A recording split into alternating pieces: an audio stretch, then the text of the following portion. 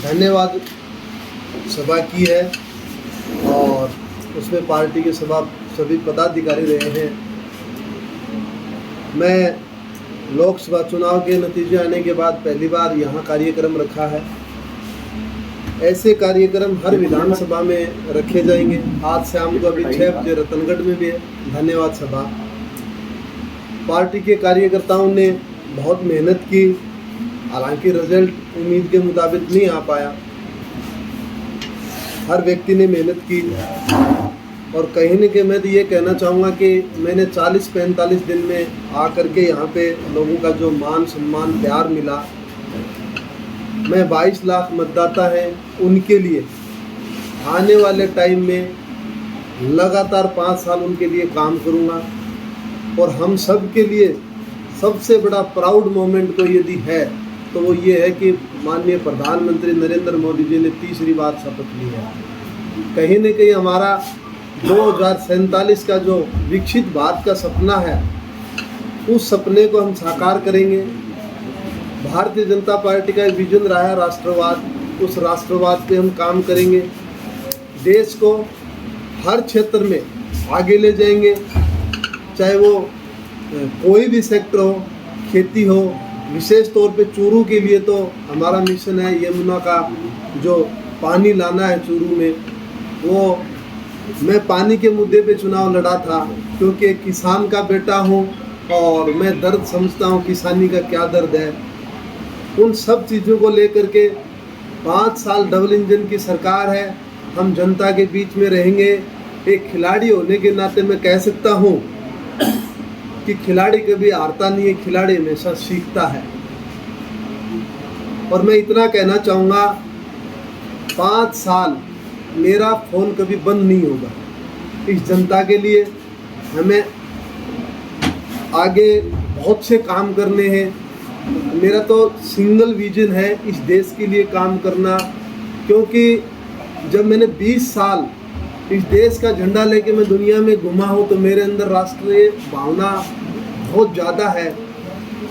मैं कभी भी जातिवाद पे आधारित कभी भी राजनीति नहीं करूँगा। मैं हमेशा बोलता आया हूँ, मेरे चुनाव में देखा होगा आपने, मैंने बोला है कई बार कि मोरल से नीचे राजनीति नहीं करूँगा, मोरल से नीचा भाषण नहीं दूंगा कभी भी। क्यों? क्योंकि आने वाली जो पीढ़ी है, मैं चाहता हूँ वो शिक्षित बने, वो खेल जगत में इस चूरू का नाम रखे, और भी जितने भी फील्ड उनमें हम आगे जाएं। इसलिए कहीं न कहीं आज जो मैं हूँ और जैसे मुझे भारतीय जनता पार्टी ने यहाँ से चुनाव लड़ाया है, मेरा सिंगल विजन है, मैं इस चूरू लोकसभा के लिए, इस चूरू जिले के लिए आगे भी ऐसे ही काम करता रहूँगा और यहीं पे रहूँगा। 5 साल सब लोगों के बीच में रहूँगा। देखिए, मेरे लिए बहुत मेहनत की। विशेष तौर पे मैं धन्यवाद देना चाहूँगा हमारा सीनियर लीडर राजेंद्र जी राठौड़। मुझे आज भी याद है जब हम चुनाव में बात करते थे तो ये रात को मेरे पास 2 बजे फ़ोन करते थे कि देवेंद्र वहाँ बात करनी चाहिए अपने को, इस कार्यकर्ता से बात करो। मैं 1:30-2 बजे मैं इनको कॉल करता था कि हमें ये काम करना चाहिए। जो व्यक्ति इतने साल जन सेवा देने के बावजूद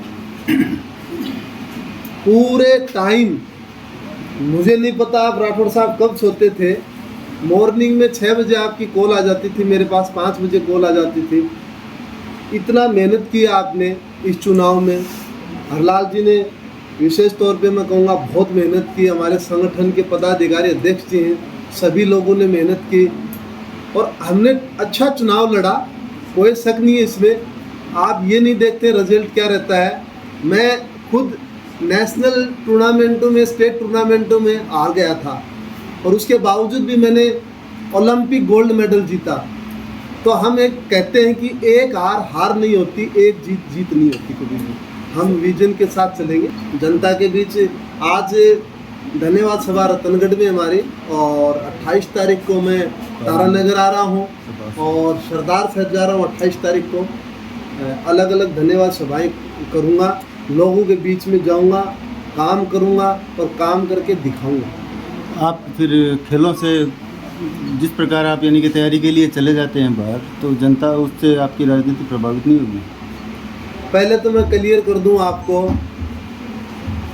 1% ही बाहर नहीं जाऊंगा, खेलों के लिए बाहर नहीं जाऊंगा।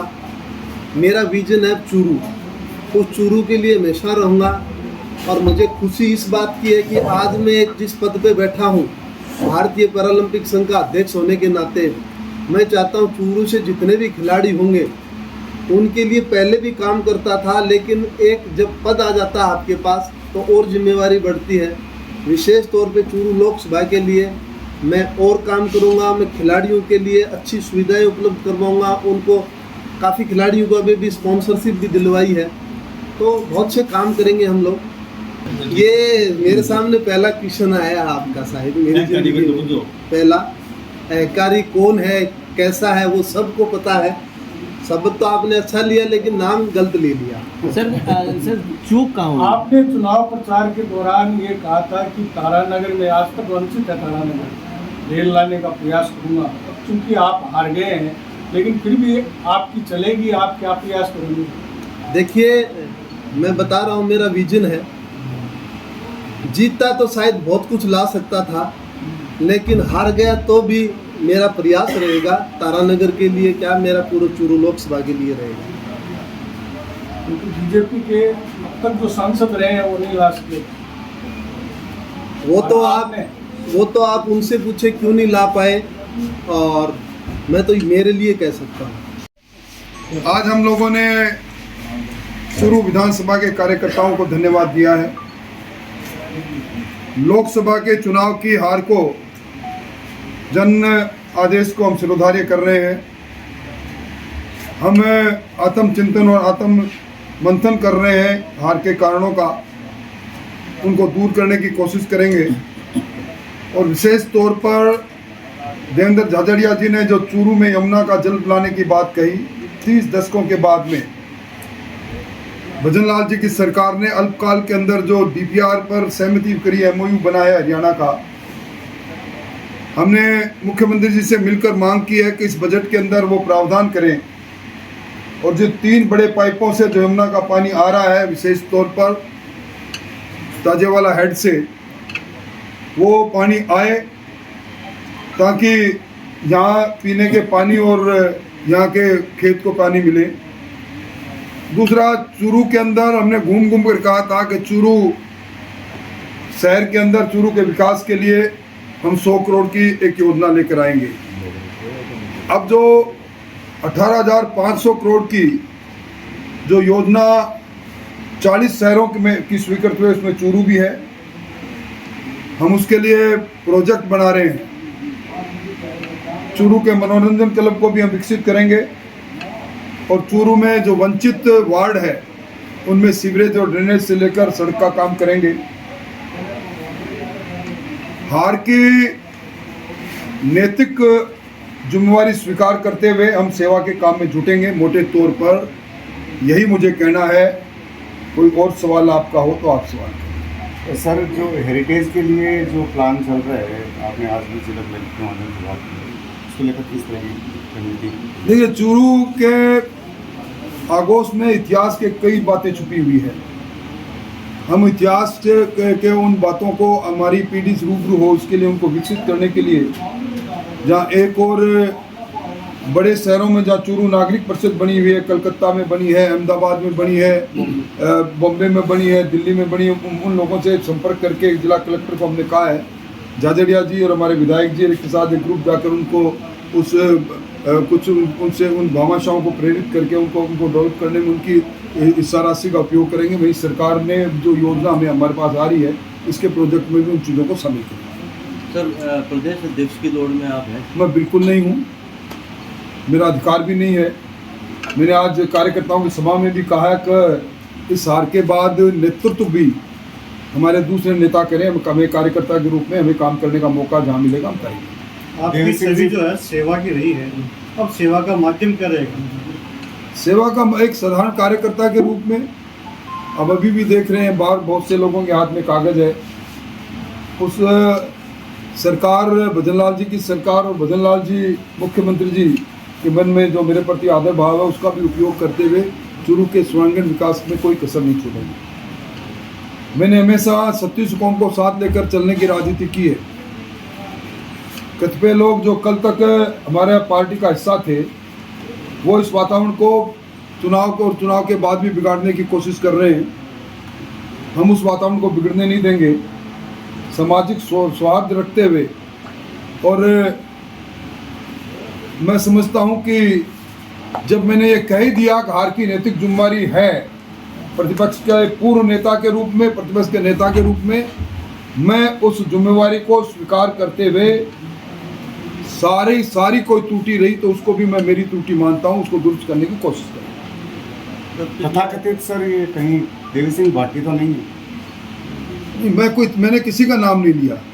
मुझे देवी सिंह जी से लेकर अन्य लोग जो जिस प्रकार की टिप्पणियां कर रहे हैं, मेरा तो एक ही है कि टिकट देना नहीं देने का काम आला कमान का है।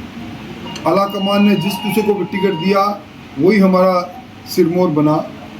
आला कमान के निर्णय को हम किसी के आड़ में चुनौती दें कि आला कमान ने टिकट गलत काट दिया, सीधा काट दिया, इसे मैं उचित नहीं मानता।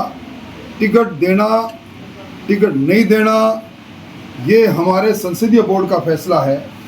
संसदीय बोर्ड के फैसले को किसी के कंधे पर बंदूक रखकर कोई भी चुनौती दे, कोई भी किसी भी हार को दूसरे के कंधे पर डाले, ये भारतीय जनता पार्टी की संस्कृति नहीं है। सामूहिक जीत है, सामूहिक हार है, और मैं इस हार को स्वीकार करता हूँ। राहुल कस्बा कांग्रेस के सांसद होते हुए वसुंधरा जी लड़ाई कर रहे हैं। नहीं, बस वो शायद भूल जाते हैं कि जिस डाल पर बैठ के जिस डाल को उन्होंने काटा, आज उसी डाल की चिंता वो नहीं करके, उनसे तो एक ही सवाल है कि वो उन नीतियों को बता दे जिस नीतियों के आधार पर वो नरेंद्र मोदी जी की कौन सी नीति से खफा होकर उन्होंने कांग्रेस का दामन पकड़ा, ये बता दे तो ज़्यादा ठीक रहता है। हम कल तक एक पार्टी की बात करते हैं, अचानक हम दूसरी पार्टी का दामन पकड़ लें और उसके बाद पुरानी पार्टी पर हम टीका टिप्पणी करें, ये मैं समझता हूं कि राजनीतिक नैतिकता नहीं, जिस पर मुझे भाषण नहीं देना। तो आप पर लगातार शाब्दिक वार कर रहे हैं, आपको क्या कहना है? मुझे कुछ नहीं कहना, उनका अधिकार है। पहले वो पार्टी में रहते हुए छदम वार किया करते थे, अब वो खुला वार करते हैं। मैं उनके वार को स्वीकार करता हूँ। शेखावाटी में भाजपा की प्रगति की स्थिति देखें तो 3 बड़े नेताओं के नाम आते हैं, आपका, सुभाष बहरिया का और प्रेम सिंह माधव का। तीनों ही नेता हाशिए पर हैं। ऐसी स्थिति में पार्टी का क्या भविष्य होगा? पार्टी का भविष्य उज्जवल है। पार्टी को हमारे नेताओं के कारण ही पार्टी कार्यकर्ताओं के आधार पर चलती है, और कार्यकर्ता पार्टी के कर्मठता के साथ पार्टी के साथ है। हमें गर्व है कि हम दुनिया के सबसे लोकप्रिय नेता हमारा नेतृत्व कर रहे हैं। और आप देखोगे कि देवेंद्र जी की और लाल जी की अगुवाई में हम चूरू के अंदर विकास की 4 चांद लगाएंगे। सर, पहली बारिश ने सारे इंतजामों की पोल खोल दी है। निचले इलाके जलवा, देखिए पिछली नगर पालिका का जो कर्म और कुकर्म सबके सामने है, उसके लिए भी मैंने कल ही डायरेक्ट लोकल बॉडी को और लाल जी ने चिट्ठी लिखकर हमने उनकी जांच की मांग भी की है कि ये अब तक जो निर्माण कार्य हुए, निर्माण कार्य में इतने त्रुटिपूर्ण रहे, और अब आगे जो ड्रेनेज का प्लान आएगा उसको हम पूरा दुरुस्त तरीके से, वैज्ञानिक तरीके से लागू करेंगे। आपने कहा था कि जैसे हमारी सरकार बनेगी कई जेल में जाएंगे। निश्चित तौर पर जांच हो रही है, जांच के पश्चात, जांच के परिणाम के बाद ही आएंगे। हम कोई बदले की भावना से नहीं कह रहे। सर, चूरू का सबसे ऐतिहासिक पिथाना जोड़ा, जहां वर्षों जो आपके समर्थकों का सबसे निकटवर्ती मोहल्ला है, वो दुर्दशा में गंदे पानी से भरा पड़ा है, और चूंकि वो आबादी के निकट आ चुका है, इसलिए मेरा एक गौशाला कहती है मेरा, और उसके ताला लगा हुआ है। खिलाड़ियों को खेलने की सुविधा बंद कर दी गई है। जोड़े में गंदा पानी भरा पड़ा है। क्या मुख्यमंत्री जी द्वारा जो बजट दिया गया है उसके सुधार की भी उसमें कोई बात की जाएगी? बिल्कुल, पत्रकार महोदय धन्यवाद। आपने जो सवाल किया है पिथाना जोड़ा का विकास, जो हमारे 40 शहर 18,000 कुछ करोड़ रुपए दिए हैं। राठौड़ साहब में दोनों मुख्यमंत्री के पास गए थे, और जब शहर जोड़ रहे थे तब राठौड़ साहब ने और मैंने दोनों ने कहा कि चूरू शहर को इसको शामिल किया जाए। मैं मुख्यमंत्री को धन्यवाद देना चाहूँगा, राठौड़ साहब को धन्यवाद देना चाहूँगा कि 40 शहरों में चूरू शहर जुड़ा है, और पिथाना जोड़ा का सबसे पहले विकास करेंगे। हमारा विजन है चूरू शहर में जो जोड़े के अंदर पानी रहता है, बूंदिया रोड पानी रहता है, एक बूंद पानी नहीं रहे बरसात का। नहर पाइप यहाँ से पाइप निकालेंगे, आगे नहर के द्वारा आगे पानी चाहे गाजर से आगे घंटेल करें, चाहे गाजर से चलकोई की तरफ ये रोड जाए, इसके पास कच्ची नहर बना के यहाँ का पानी की एक बूंद नहीं रहेगी। ये हमारा पहला विजन रहेगा। हर विधानसभा में हर जगह पर 2-2 दिन का प्रवास ये करेंगे। एक-एक दिन का रखा था। प्रारंभिक दौर पर एक दिन का, उसके बाद हाँ, उसके प्रारंभिक सर्किट हाउस में हर महीने में संडे को एक संडे है, एक संडे है, एक संडे है। हर विधानसभा में वहाँ प्रवास रखूँगा मैं, वहाँ की जितनी भी समस्याएं होंगी वो सुनी जाएंगी। चलो जी, बहुत बहुत धन्यवाद धन्यवाद साहब।